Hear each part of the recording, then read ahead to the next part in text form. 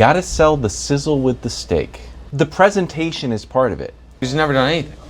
What I don't do is bring a mess. They always beefing.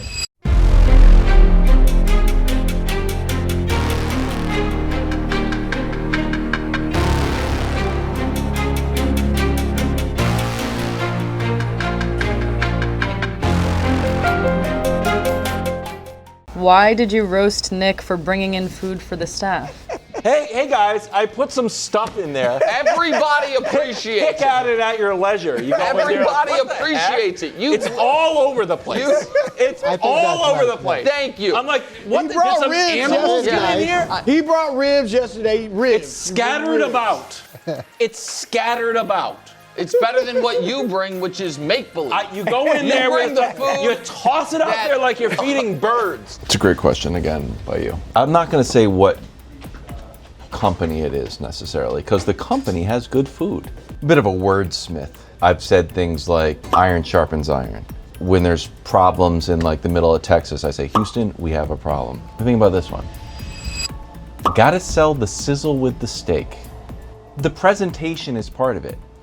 And Nick, to his credit, does do a good job of coming in like a farmer and throwing chow onto the desk. And there are 1,000 sauces scattered about, napkins scattered about. I went to Times Square, and then once everybody disperses, the place is a mess. That's what it looks like when he delivers food.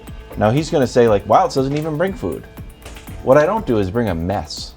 So Kevin Wildes is a great example of someone who, no matter how many ways you try to do things to make the person happy, they will find a way to complain. Every once in a while, Fox would buy our show lunch, and everyone would put in their own order, and Wildes wouldn't participate because he's like, they just get everyone the same thing. Get a bunch of pizzas, have everyone make it. He's like, everybody's making their own thing, then somebody doesn't have their lunch. He was like, it's a disaster, it's a pain, hate it, don't do it. So I was like, well, I'm gonna buy lunch when the company doesn't, after I have big gambling windfalls, or after big show moments, whatever it is. And I was like, I'm gonna take Wildes' note, and I'm just gonna buy generic food. I'm gonna buy 15 chicken sandwiches, 20 chicken strips, 50 chicken nuggets, 5 large fries, and a gallon of lemonade, and let everybody take whatever you want. Call it a poultry grazing board. Now, I would take the note if there was something to compare it to. However, much like he complains about my Christmas gifts, or my birthday gifts, or my contract renewal gifts that I gave our producers, if they could be like, oh, here's the comparison to what he brings for lunch for the staff, or the gifts he gives. There's nothing to compare it to because he's never done anything. I'm always caught in the middle of Nick and Wildes. They always beefing. And I'm just a cool, calm, low maintenance. Let's just do the show, have fun, and cook. That's all I'm about. I don't know why they always going at each other, but whatever, it works. This lunch situation, even though I'm up on 4, it's not like I'm antisocial, I get along with everybody.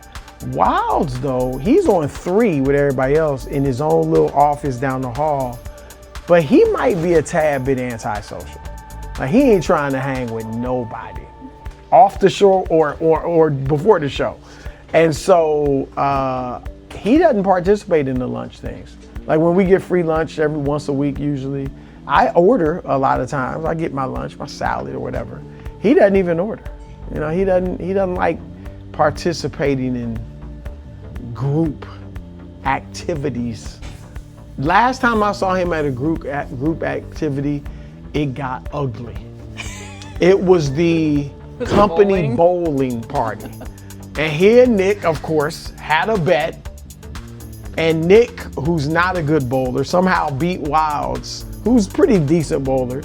And it was over. Wildes was upset. it was ugly.